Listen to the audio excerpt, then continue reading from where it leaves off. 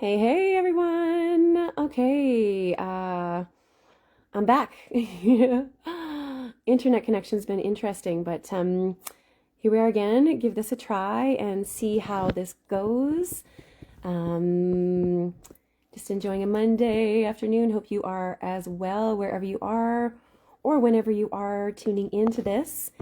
I'm here again because I wanted to come and just chat about something that comes up fairly often and came up a couple times on the weekend as I was talking to people about potentially stepping forward and stepping into the world of sound and sound journeys and sound baths, sound meditations, all the words that we can use for it.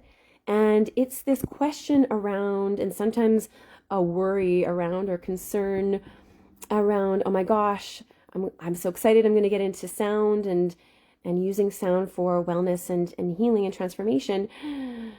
But that means I'm going to have to go out and buy a whole bunch of crystal singing bowls, because I've seen on YouTube these beautiful sound baths where people have a couple dozen singing bowls and it looks amazing and it sounds amazing. And oh my gosh, all these amazing, beautiful crystal singing bowls. And now I'm going to have to go and get all of those singing bowls. Blah, blah, blah, blah. What's the cost? Blah, blah, blah. All the worries, all the stories that happen. And I love talking to this actually, because my stance is quite the opposite of that actually. And my stance, if you've read the headline, is that no, actually, you don't need a bazillion crystal singing bowls in order to conduct a really powerful and effective and enjoyable sound meditation. Hey, my friend. Hey, Michelle. And there are a couple of reasons for this, and I'll just really briefly touch on the first one. The first one is that we don't want just crystal sound, right? Like the crystal bowls look lovely, they sound lovely, but actually we want a whole variety of sound. We don't just want the crystal sound in and of itself. So to have a million bazillion crystal singing bowls would probably mean that you'd want to devote most of the time to the crystal sound, but actually that can create an imbalance, because the crystal sound provides a certain kind of frequency, a certain kind of sound. And actually, just like a balanced diet, what we want is a range of different sounds just for overall cellular health. And the cells are intelligent. Our cells know what to do with different sounds, and we require different sounds for different things. So that's what I'll say about that piece. The second piece that I wanted to speak to, though, is this idea of a lot of instruments.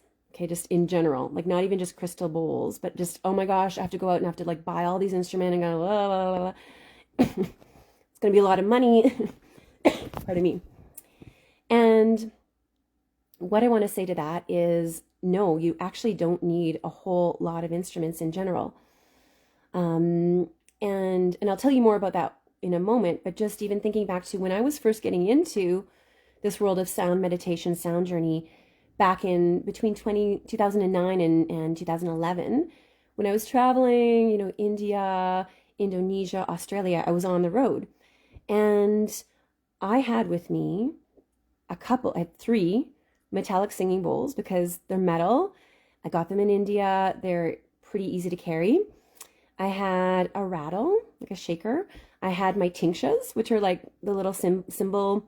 Wish I had them with me, but if you don't know what they are, they're played at the beginning or the end of yoga classes or meditation often, but I had those. And I didn't actually travel with a crystal singing bowl, and I was lucky that where I ended up, both in Australia and in Bali, that there was one, that I had one loaned to me, gifted to me at both of those places. I had one crystal singing bowl along with these different instruments. So I had a few metal bowls, I had my rattle, I had a drum, my tingsas, and then a crystal bowl that was gifted to me. And that is my voice. I had my voice, right? That is it. That's all I had. I didn't have a million bazillion different instruments. And the reason why I recommend not having a whole ton of instruments is because of the necessity for repetition and simplicity.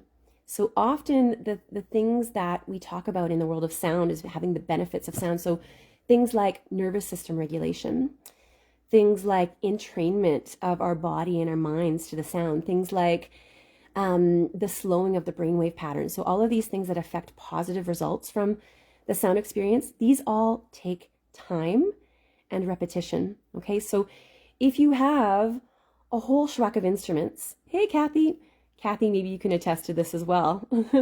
if you have a whole bunch of instruments, the temptation is going to be that you're going to want to play them, especially if you're a newer sound practitioner. You're going to want to kind of run around and play a little of this and a little of that and spend a minute here and there. And what that ends up doing is that participants don't actually get time to sink into each sound, because each instrument has its quality. Each instrument has a certain thing that it can do really well, depending on how it's played. And that takes time for our systems to register. It takes at least a couple minutes, if not, usually I say the sweet spot's between 5 to 10 minutes of sounding, at least, for that to happen.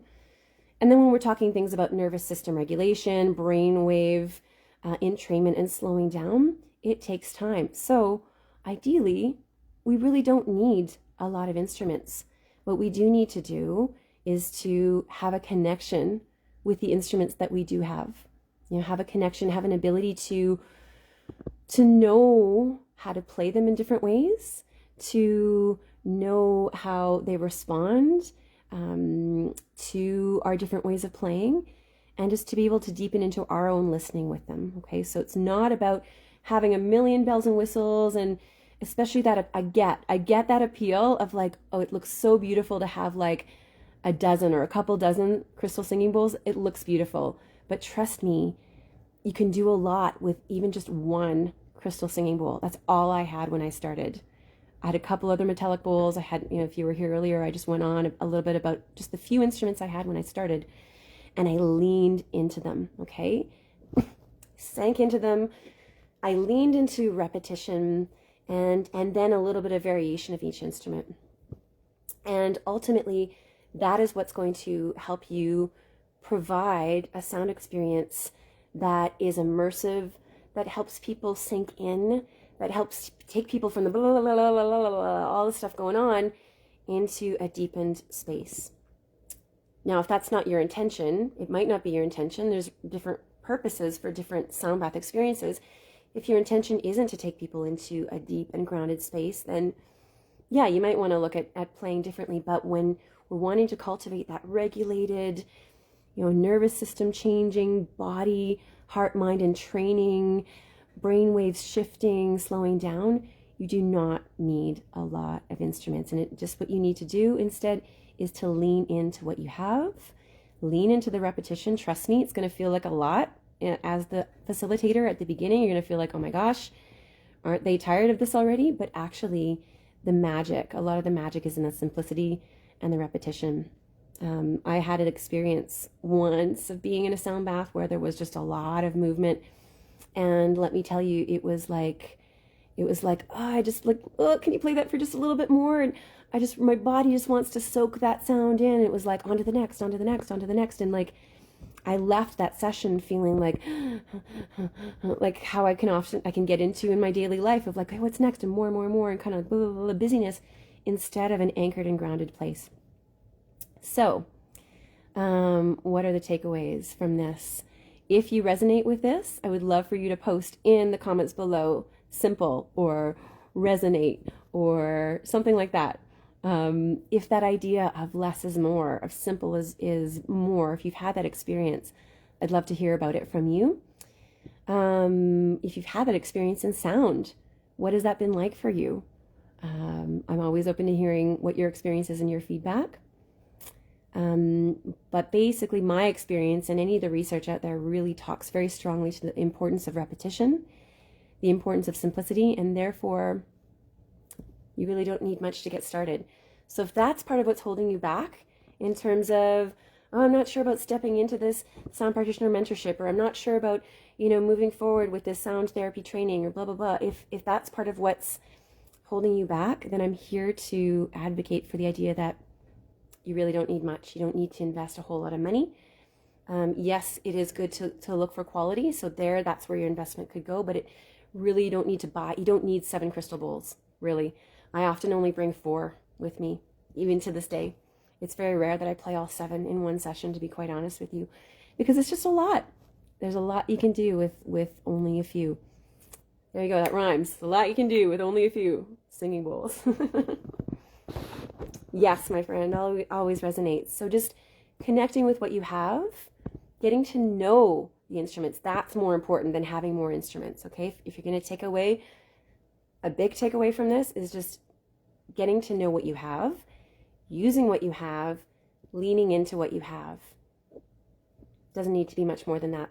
If you do choose to come into mentorship with me, I will guide you on, where you're at, depending on your budget. I'll guide you on the minimum that I recommend, which again isn't a lot. You could start with what I had at the beginning. If you were wanting to invest more, then of course I will guide you in terms of just what I would recommend getting. But yeah, that's not something I require when people work with me, and don't worry about it. My family is home. I'm going to go spend some time with my family, and please reach out if you have more questions about that. And I hope you have a great rest of your day.